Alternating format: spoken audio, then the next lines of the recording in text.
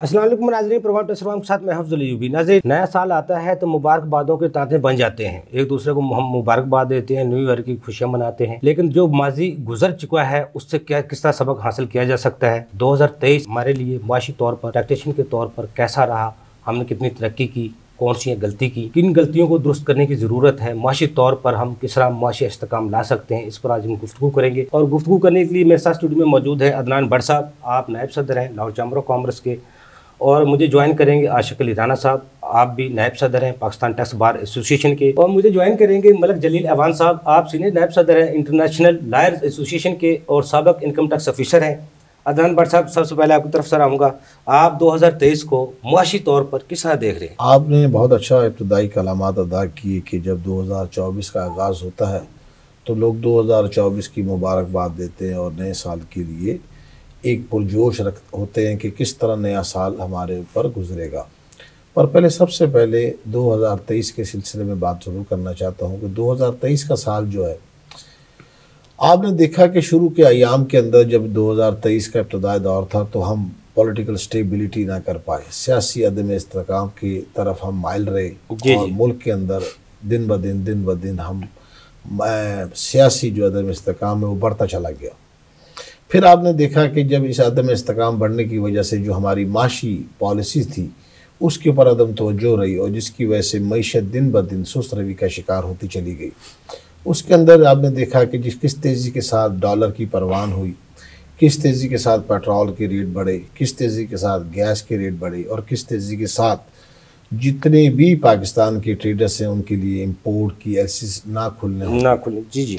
और इसके साथ जिन लोगों की एलसीज खुली और जिनका पोर्ट पे माल आया उनको बहुत बड़ी करोड़ों रुपए की बद के अंदर उनको हर्जाने की शक्ल में, डैमेज की शक्ल में अदा करना पड़ा, जिससे उनकी कॉस्ट ऑफ डूइंग बिजनेस बढ़ती चली गई। आपने ये भी देखा इस दौर के अंदर कि 2023 के अंदर जब हम मिड में आए तो हमने देखा कि जिस तरह माशी पयसुस रवि का शिकार होती चली गई और सनती पैदावारी लागत बढ़ती चली गई, जिसकी बेसिक बुनियाद थी सप्लाई चेन का फुकदान। मार्केटों में मनमाने रेट होने शुरू हो गए और जो अशिया थी जो सनत के लिए ज़रूरी थी, जो बिज़नेस के लिए ज़रूरी थी, जो मईशत के लिए ज़रूरी थी, उसकी इंपोर्ट एसिस की ना खुलना और माल का पोर्ट पे पड़ा रहने से बहुत सी चीज़ें हम बर वक़्त एक्सपोर्ट ना कर पाए और उसकी वजह से हम दिन ब दिन अपना एक्सपोर्ट का हदफ भी पूरा ना कर पाए। इसके साथ साथ मैं एक और बात ऐड करता चलूँ, देखें बात यह है कि इंपोर्ट बेस्ड कंट्री है, इसके अंदर हमने आज तक इंपोर्ट सब्स्टिट्यूशन के ऊपर काम नहीं किया, हमें इंपोर्ट सब्स्टिट्यूशन के ऊपर काम करना होगा। फिर हमने देखा कि जिस तरह हल्के हल्के आस्ता आस्ता रफ्तार के साथ जिस तरह हमने मईशत को संभाला देने के लिए जो हमें एक पॉलिसी चाहिए, अक्सर वो सियासी अकबरीन वो मिसाक जमहूरियत के ऊपर जोर देते हैं, पर नहीं, पाकिस्तान को आलमी मिसाक मईशत की सख्त ज़रूरत है। हमें 10 साल एक रोड मैप बनाना पड़ेगा, मईशत को उस रोड मैप पे लाना पड़ेगा। फिर हमने देखा कि हमें माली हदफ का टैक्स भी हमारा पूरा ना हो सका, उसकी बेसिक बुनियादी वजह को हम टैक्स रजीम के अंदर टैक्स गुजारों को शामिल नहीं कर पाए। अगर टैक्स गुजार शामिल नहीं हो, टैक्स ब्रॉड बेस्ड सिस्टम हम बढ़ा नहीं पाएंगे तो हम माली हदफ को भी पूरा नहीं कर पाएंगे। इसके साथ हमने देखा कि निगरां हुकूमत का सेटअप आया। निगरां हुकूमत के सेटअप आते साथ ही निगरां हुकूमत और अफवाज पाकिस्तान ने मिल के स्मगलों के उस डॉलर माफिया के ख़िलाफ़ क्रैकडाउन किया, जिसकी वजह से आज डॉलर अपनी ओरिजिनल पोजीशन की तरफ रवां दवा है। इसी तरह आपने देखा कि स्मगलों के ख़िलाफ़ उन्होंने क्रैकडाउन किया, जिससे अशिया तलब जो नोशीन के रेट आसमानों की तरफ थे उसको भी उस पर काबू किया गया। इसी तरह आपने देखा पेट्रोली मसनूआत की कमी हुई। इसकी क्या वजह है कि एक पॉलिटिकल स्टेबिलिटी गवर्नमेंट हो और आपके अंदर एक पॉलिटिकल स्टेबिलिटी अगर माशरे में और पाकिस्तान के अंदर चलता चला जाए तो मईशत के उसके हमेशा पॉजिटिव सिग्नेचर्स होते हैं। इसी तरह मैं ये बराबर मला इज़हार करूँगा कि अफवाज पाकिस्तान ने जिस तरह SIFC special investment facility council बनाया, उसका क़याम हुआ, इससे मईशत के ऊपर बड़े पॉजिटिव सिग्नेचर हुए।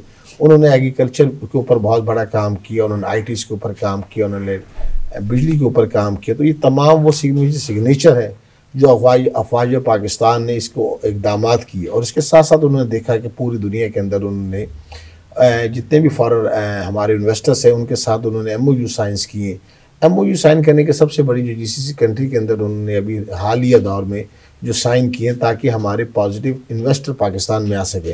पर एक बात यहाँ मैं बरमला इज़हार ज़रूर करना चाहता हूँ कि हमें इतने हाई बिजली के नर्क और सबसे बड़ा जो मार्कअप है 22%, इसके ऊपर सनतों का चलना, ट्रेड का चलना नामुमकिन है। तो हमें इमीडिएटली जहाँ दूसरे हमने चीज़ों को न्यूट्रलाइज किया, उसको स्टेप डाउन किया, उसको अपने ओरिजिनल मार्केट पोजीशन की तरफ ला रहे हैं, हमें मार्कअप के ऊपर भी गवर्नमेंट को फिलफोर इक़दाम करने चाहिए ताकि सनती पहिया चल सके। इसके साथ साथ अच्छा, बट साहब ये आपने बहुत अच्छी तफसील से हमें आगाह किया हमारे नाजरीन को।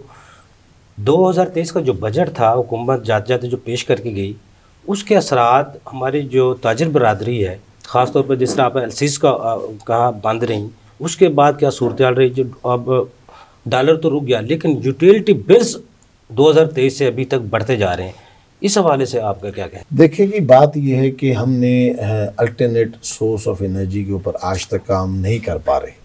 अल्टरनेट सोर्स ऑफ एनर्जी के हमें सोलर को हमें हर हालत में सिस्टम में लाना पड़ेगा। ये वो वाहिद रास्ता है जो विद इन शॉर्ट टर्म हम एनर्जी कॉस्ट को कम कर सकते हैं।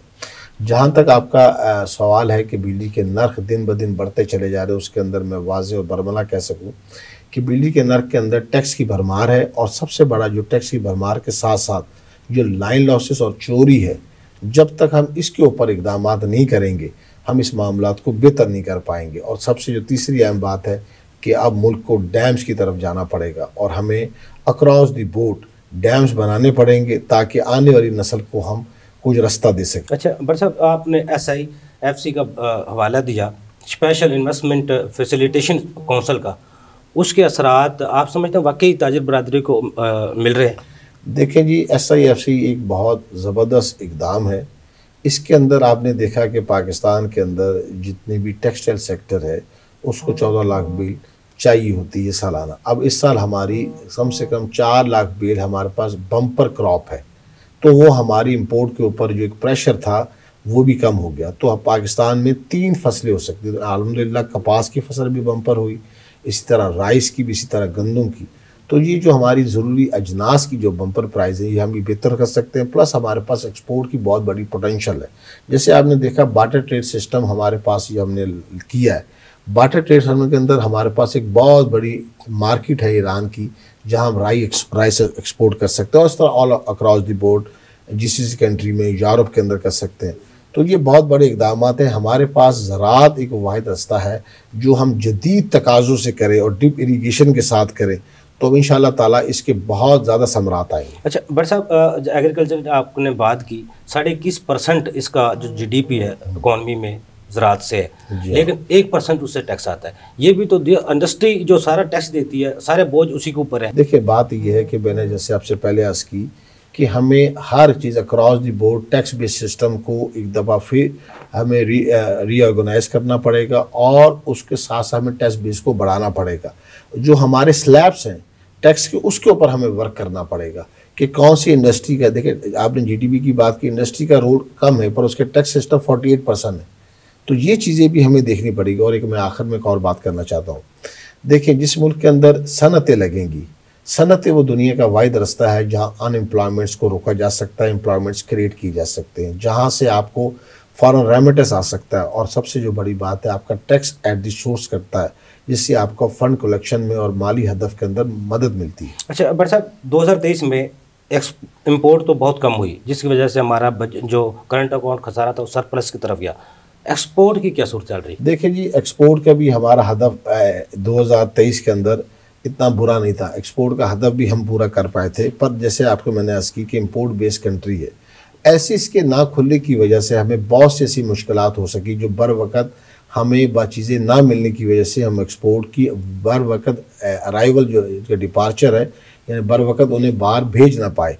तो ये वो ऐसी माली मामलात हैं जिसकी वजह से हमें देखना पड़ेगा। इसके साथ साथ मैं आखिर में फिर एक बात कहता हूँ कि हमें इम्पोर्ट सब्स्टिट्यूशन किए बगैर हम ये इम्पोर्ट के चक्कर से बाहर नहीं आ सकते। और इम्पोर्ट वो वाहिद रास्ता है, जो वाहिद वो मामला है जिससे हमारे डॉलर जो है वो बाहर चले जाते हैं और हमारी एक्सपोर्ट के जो बैलेंस, ट्रेड बैलेंस है, उसमें फ़र्क पड़ता है। इसके साथ साथ मैं आपको एक और बात भी करना चाहता हूँ कि हमारे मुल्क के अंदर हमें नई टेक्नोलॉजी एडवांस लानी पड़ेगी, जिसके एक बहुत बड़ी मिसाल है कि पाकिस्तान के अंदर $3.5 बिलियन की जो फ्यूल है वो सिर्फ मोटरसाइकिल पे यूज़ होता है। अगर हम ई इलेक्ट्रॉनिक मोटर बाइक्स को इंट्रोड्यूस करें और उसको लो मार्कअप्स के ऊपर पूरी पाकिस्तान में स्प्रेड कर दें स्टूडेंट्स को, आम आदमी को, तो आप देखिएगा कि एक बहुत बड़ा हमारा कंट्रीब्यूशन होगा। और आखिर में एक बात कि जो हमारे पास जो वाइट एलिफेंट्स जितने भी इंस्टीट्यूशन हैं जिसमें PI स्टील मिल से पब्लिक पार्टनरशिप करें, ये भी एक बहुत बड़ा बोझ सालाना अदा करते हैं। अच्छा बड़ा साहब, मुझे ब्रेक का कहा जा रहा है, लेकिन ब्रेक से जाने से पहले एक छोटा सा आपको सवाल छोड़ रहा हूँ। याद माजी अजाब है या रब छीन ले मुझसे हफ्जा मेरा। 2023 में हमने कौन सी गलतियाँ की? अगर वो गलतियाँ ना करते तो 2024 को हम इससे भी ज़्यादा बेहतर बना सकते थे। अगर वो की हैं तो उनको दूर किस तरह किया जा सकता है ताकि 2024 का जो मुस्तकबिल है वो रोशन हो सके। लेकिन ब्रेक से बाद नाज़रीन छोटा सा कमर्शियल ब्रेक, हमारे साथ रहिएगा।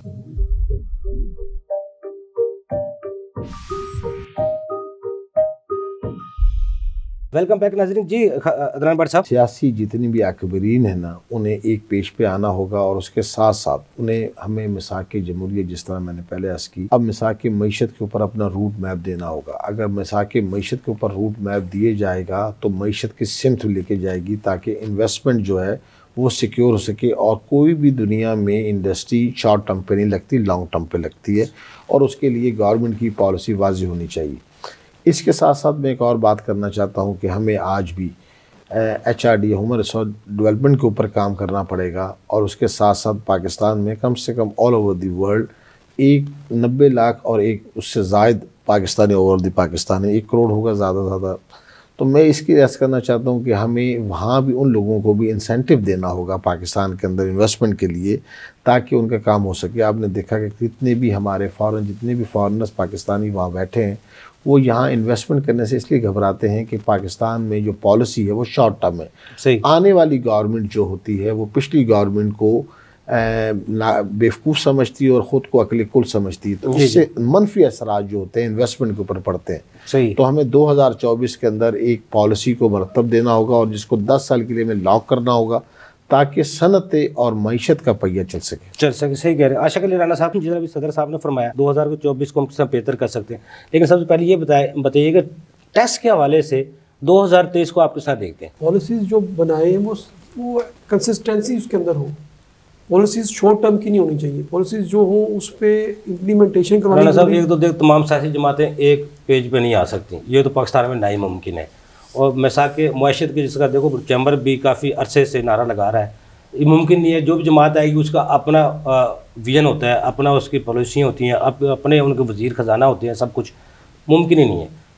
लेकिन ये मुमकिन है इसको अलहदा कर दिया जाए। जी, इसमें होता ये है कि हर जमात का अपना एक मंशूर है, क्योंकि जब इलेक्शन होता है हर जमात जो मैदान में उतरती है इलेक्शन के अंदर वो अपना एक मंशूर लेके आती है और सियासी मैदान में इलेक्शन लड़ा जाता है। जी। लेकिन इस वक्त मुल्क हमारा जिस हाल में है, कल देखिए चीफ जस्टिस ने भी कहा है कि मुल्क अंदर से फ्रैक्चर हो चुका है। जब हम इस तरह के प्लेटफॉर्म में इतने चीज़ें सामने आती हैं तो इसमें मुल्क के अंदर अनसर्टेनिटी पैदा होती है। इंटरनेशनल जो हमारे इन्वेस्टर्स हैं वो इस मुल्क में इन्वेस्टमेंट नहीं करते। जी। कि आपके अदलिया और आपके अवानों में ये वाज़ेह पूछी जाती है कि मुल्क जो है हमारा वेंटिलेटर पे है। जब ये हालात होंगे तो हमारे मुल्क के अंदर तरक्की नहीं होगी। आप जब तक हमारे इंटरनेशनल ये हमारा जो मीडिया है हमारी असल पिक्चर नहीं देगा वहाँ पे, तो तब तक आप देखिए कि मुल्क के अंदर इन्वेस्टमेंट नहीं आ सकती। आप देखिए बाकी जितनी भी हमारी कंट्रीज हैं जो बाहर वहाँ पे सरकारी मीडिया चल रहा है। जो इन्वेस्टर है, आप समझते हैं हमारे टैक्स इतने ज़्यादा है या जैसा शॉर्ट टर्म पॉलिसी है उसकी वजह से नहीं आते, या सिर्फ इंसाफ नहीं है, हकूक महफूज नहीं है, इस वजह से नहीं आते? देखिए, जब हमारे मुल्क के अंदर हमारे जो MOU होंगे, जो हमारे एग्रीमेंट्स होंगे, जब आप इंटरनेशनल इन्वेस्टर्स को प्रोटेक्शन ही डालते नहीं देंगी तो कैसे इन्वेस्टमेंट करेगा? जब उसे पता है कि मैंने यहाँ पे एक इन्वेस्टमेंट करनी है, जिस बंदे के साथ इन्वेस्टमेंट करूँगा फिर इन्वेस्टमेंट महफूज ही नहीं है तो इन्वेस्टमेंट नहीं आएगी। मैं ओवरसीज़ पाकिस्तानीज़ को भी यहाँ पे रिप्रेजेंट करता हूँ, मैं उनका इंटरनेशनल जो उनका प्रेसिडेंट हूँ यहाँ पे लॉयर्स एसोसिएशन का भी। मेरे पास कई ऐसे इशूज़ आते हैं जो हमारे जो लोकल पाकिस्तानी है या और जो मुल्क और मुल्कों में भी प्रॉब्लम्स हैं कि हमारे एग्रीमेंट्स में इम्प्लीमेंटेशन नहीं हो रही होती, सही, जिसकी वजह से इन्वेस्टमेंट नहीं करते। तो ये बात आती है सारी अनसर्टेनिटी के। इन्वेस्टर हमेशा चाहता है कि उसको आपने सिक्योरिटी क्या देनी है, प्रोटेक्शन क्या देनी है उसकी इन्वेस्टमेंट को। तो इस वाले से हमें लॉज बनाने चाहिए नए साल के अंदर। और उसके अलावा जितने भी हमारे वाटर रिजर्वेशन नहीं बनी, ठीक है, हमारा जो 2023 का साल गुजरा है इसमें हमने रेवेन्यू कलेक्शन तो कर ली, IMF के कहने पे हमने इस साल एक माह के अंदर हमने 1 खरब रुपया जो है वो हमने कलेक्शन किया है टैक्स में। इसी तरह हमने 984 अरब रुपया यानी कि टैक्स एडजस्टमेंट करने के बाद भी 984 अरब रुपया हमने गेन किया है।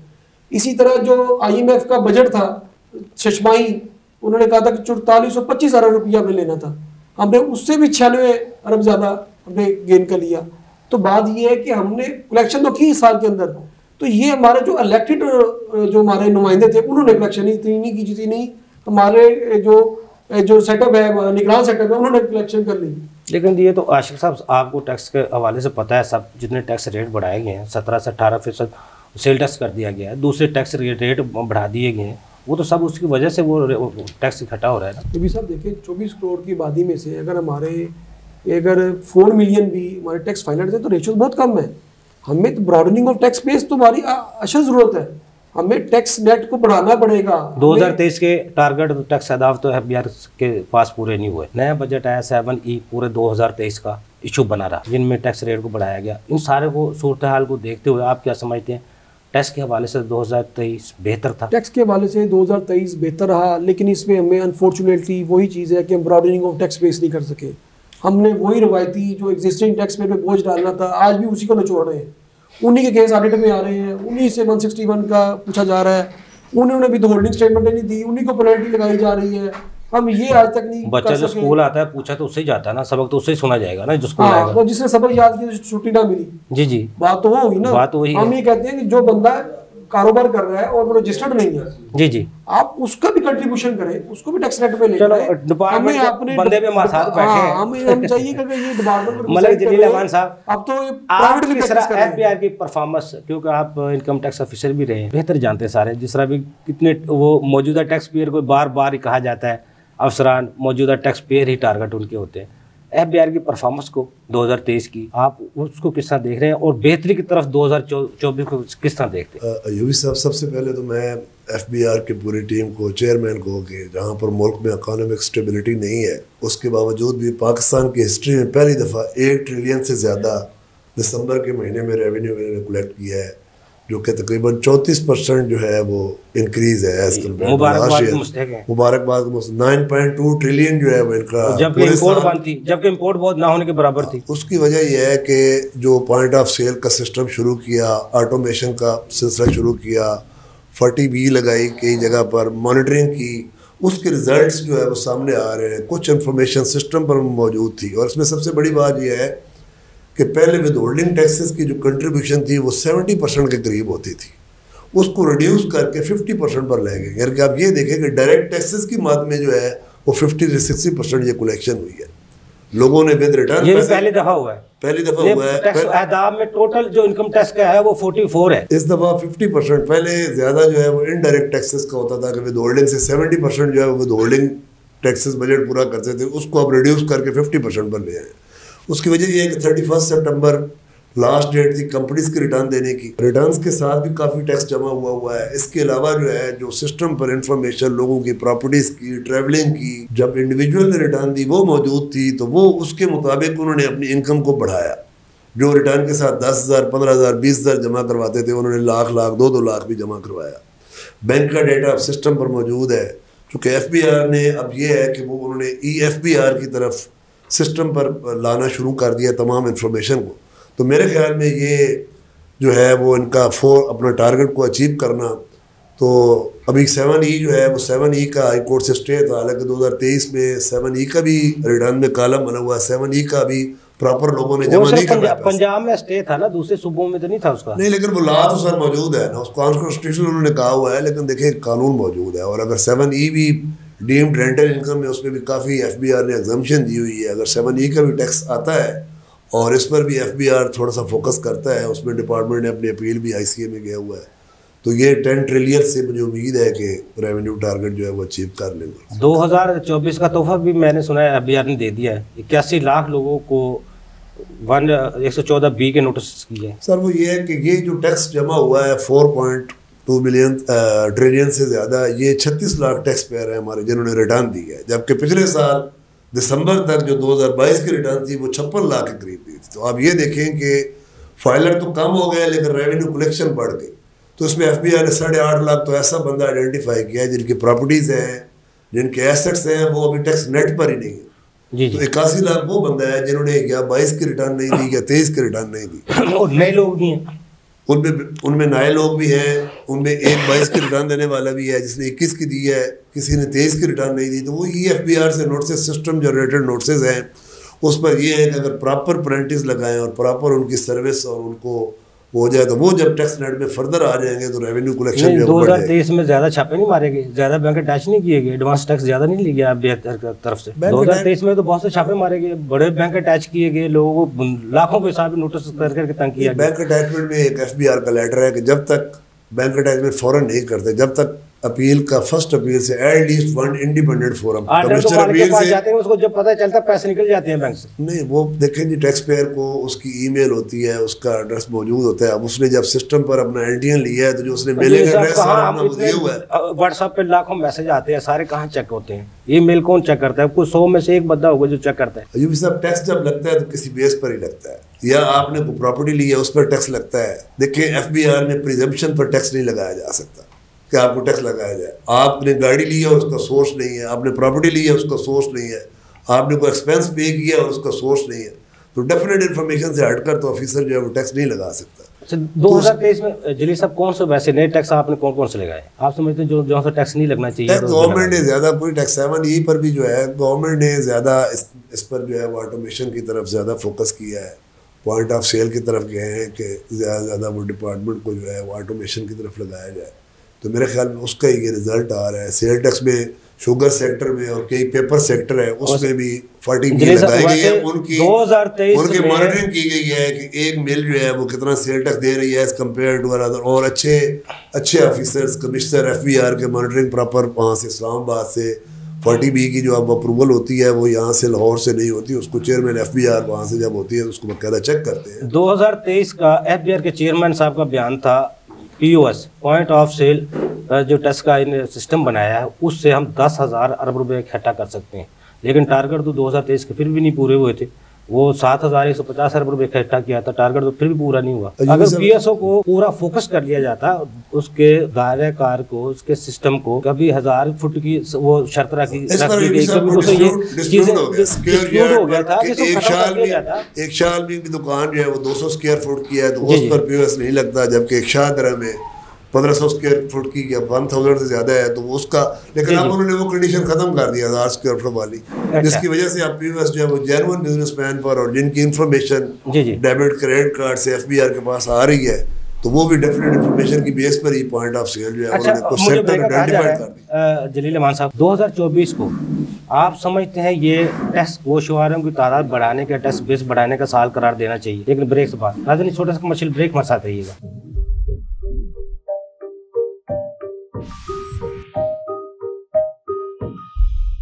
वेलकम बैक नाजरीन। जी जलील अमान साहब, 2024 को हम टैक्सेशन के हवाले से किस तरह बेहतर कर सकते हैं? यूपी साहब, 2024 में जिस तरह से गवर्नमेंट ऑटोमेशन पर तवज्जो दे रही है, ई नोटिस नॉन फाइलर को टैक्स नेट में लाकर और इंफॉर्मेशन को प्रॉपर यूटिलाइज करके बेहतर किया जा सकता है। आप समझते हैं 2024 में 1 करोड़ गोशवारे हो जाएंगे? 1 करोड़ गोशवारे तो नहीं, लेकिन 81 लाख जो नोटिस 81 लाख जो FBR ने दिए हैं, डेफिनेटली उनकी इंफॉर्मेशन 40 लाख गोशवारे 25 से 30 लाख गोशवारे और 55 लाख गोशवारे पीछे थे। 70 लाख गोशवारे जो है वो मुझे यकीन है कि FBR 70 लाख से 80 लाख तक गोशवारे जो है वो 2024 में कंप्लीट कर। जैसा आपने 30 से 24 ऑटोमेशन की तरफ इशारा दिया है, FBR जिस तरह POS की आप बात कर रहे हैं, पंजाब रेवेन्यू अथॉरिटी ने बहुत पहले तजर्बा किया था, एक इनामी स्कीम भी निकाली थी, वो देते थे होटलों के ऊपर इनाम भी देते थे।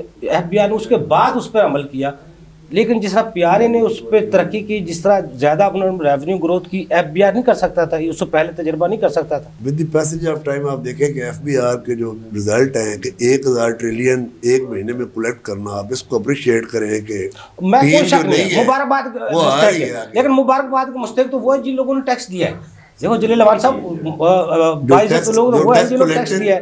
टैक्स कलेक्टर ने तो बैठ के विद होल्डिंग के जरिए 85% जब उसके पास टैक्स डिडक्ट होकर आ जाएगा तो वो उसके लिए मुबारकबाद का मुस्तक तो वो होल्डिंग का नहीं। देखिए डायरेक्ट टैक्स जो है वो डायरेक्ट टैक्स वो डिपार्टमेंट ही लेता है, डिपार्टमेंट के बंदे ही लेते हैं। जो दिसंबर में कलेक्शन हुई है 1 ट्रिलियन की, वो उसमें से 60% कलेक्शन जो है वो डायरेक्ट टैक्सेस की है। डायरेक्ट टैक्सेस में वहाँ पर बैठ कर जमा 2024 के जो टारगेट वो पूरे होंगे। 9,415 रुपए का जो हदफ है टैक्स हदफ उसको पूरा किया जाएगा। मेरे ख्याल में ये 10,000 तक जो है ना जी वो जाएगा, 10 ट्रिलियन तक जो है वो ये FBR अल्लाह करे ऐसा हो जाए तो हमें जो कर्जे लेने पड़ते हैं IMF, क्योंकि 2023 है जो IMF का गुलबर है पाकिस्तान में, पूरा वो छाया रहा है 2023 में पाकिस्तान के ऊपर, उसकी शराइत के ऊपर सब कुछ हुआ है। लेकिन 2024 में अगर ऐसा हो जाए तो आम को कुछ सूखा सांस मिल जाएगा। बिल्कुल ऐसे ही है यूपी साहब। और मैं तो ये कहता हूँ कि एक प्रोग्रेसिव टैक्स लगना चाहिए। मेन रेवेन्यू टारगेट और इनकम टैक्स का ये डायरेक्ट टैक्सेस इस दफ़ा तो आ गई। क्यों है, जब आप फैक्ट्री में बैठते हैं तो टैक्स पेयर जमा करवाता है, जब आप उसकी मॉनिटरिंग करते हैं तो वो जमा करवाता है। अदरवाइज जो है वो एक इंडस्ट्री का 2 करोड़ या 3 करोड़ का बिल आ रहा है, वो इतनी सेल शो कर रहा है 4 करोड़ की या 5, जबकि उसके मुकाबले में जो मल्टीनेशनल जो कंपनीज हैं वो अपनी सेल को एक अच्छा कंपैरेटिवली उसके मुकाबले में अच्छा रिजल्ट डिक्लेयर कर रही।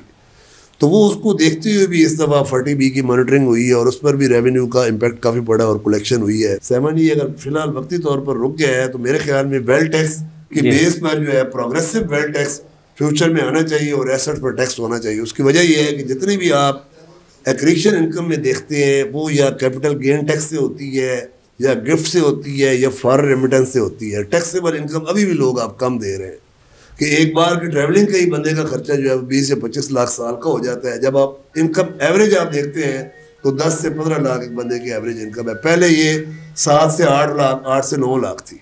इस गवर्नमेंट ने यहाँ पर आकर जो एवरेज इनकम को बढ़ाया है कि अब जो है वो 10 से 15 लाख हो गई है। तो मज़ीद अगर इस पर थोड़ा सा जो है वो इंफॉर्मेशन को यूटिलाइज़ किया जाएगा और नोटिस वगैरह जाएंगे तो मेरे ख्याल में जो है वो टैक्सेबल इनकम जब 20 लाख या 25 लाख से ऊपर बढ़ेगी तो फिर बंदा जो है वो पर टैक्स रेट जो है वो पर पर्सन बढ़ेगा तो रेवेन्यू में इजाफा होगा। सर, अगर ऐसा नहीं होता तो फिर वेल्थ टैक्स की तरफ फिर एसेट पर टैक्स की तरफ आना होगा। जिस तरह 7 है इस बेस पर एक प्रोग्रेसिव टैक्स लगा दें, 5% टैक्स लगा दें एसेट्स पर, उसमें 10 करोड़ की एग्जम्पशन दे दें।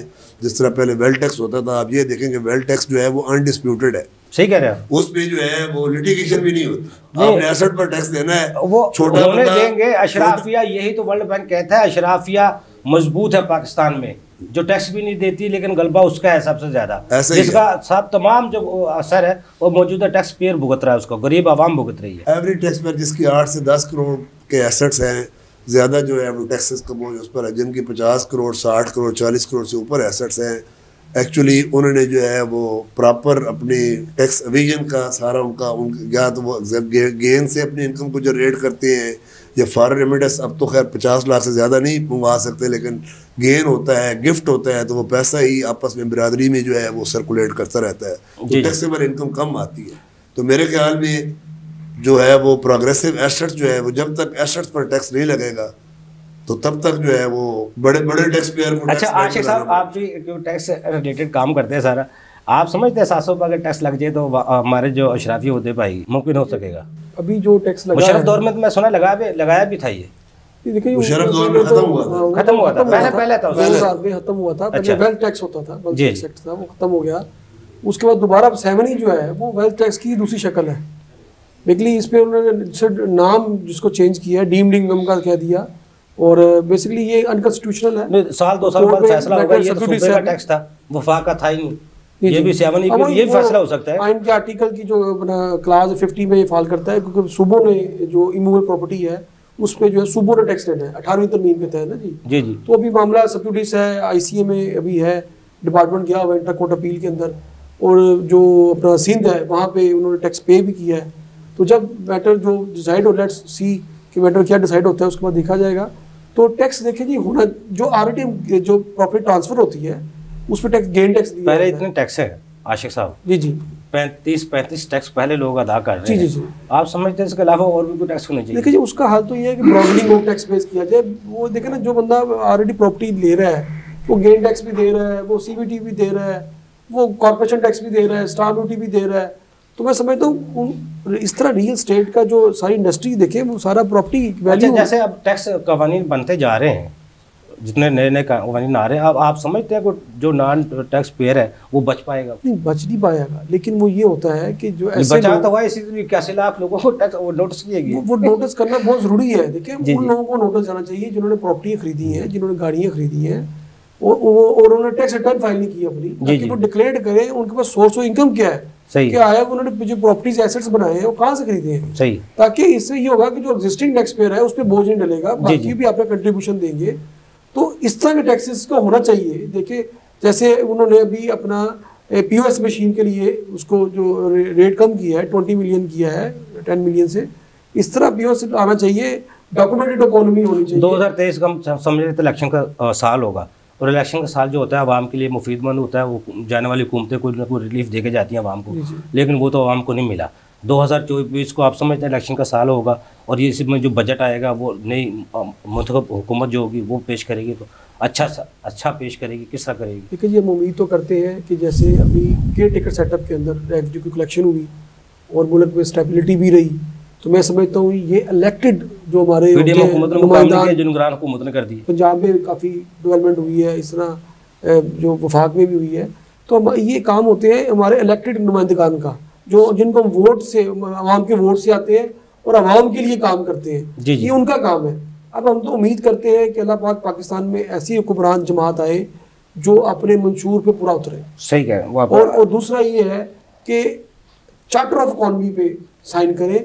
ठीक है, इनके अपने अपने पार्टीज के मंशूर हैं, इलेक्शन का दंगल होता है, मेला लगता है, हम भी पॉलिटिक्स इलेक्शन लड़ते हैं, सब कुछ होता है, लेकिन इस वक्त मुल्क के अंदर ज़रूरत है कि तमाम सियासी जमातें अपने सियासी इख्तलाफात एक तरफ करके एक चार्टर ऑफ इकॉनमी पे दस्तखत करें और मुल्क के लिए सोचें। उदाहरण मुल्क पाकिस्तान होगा तो इनकी सियासत होगी, फिर हम होगा, फिर इसको इसमें से वो कमाई करेंगे। सही है। तो मुल्क को हमने खोखला कर दिया, हमें चाहिए मुल्क के अंदर मुआशत को बहाल करें और इंटरनेशनल मार्केट्स के अंदर इसकी जो गुडविल को बढ़ाए, ताकि हमारे मुल्क के अंदर फॉरेन इन्वेस्टमेंट्स आए और जो हमारे मुल्क के अंदर इंडस्ट्रीज चल रही हैं उसको हम जो बिजली सस्ती दें, हम उनको गैस प्रोवाइड करें, हम उनको इंटरनेशनल मार्केट में कम्पीट करें, अपने एक्सपोर्ट्स को बढ़ाएं। सही कह, जब तक एक्सपोर्ट नहीं बढ़ेगी, फॉरेन रेमिटेंस नहीं आएगा, मुल्क तरक्की नहीं करेगा। अदनान भट्ट साहब, 2023 में यूक्रेन जंग भी सबसे बड़ा एक अलमिया बना महंगाई का, दुनिया में एक महंगाई की लहर दौड़ी, क्योंकि आपकी इंपोर्ट नहीं हो सकी, आपकी जो शिप थी वो रुकी रही, लेकिन महंगाई का साल तो रहा 2023 पाकिस्तान भी।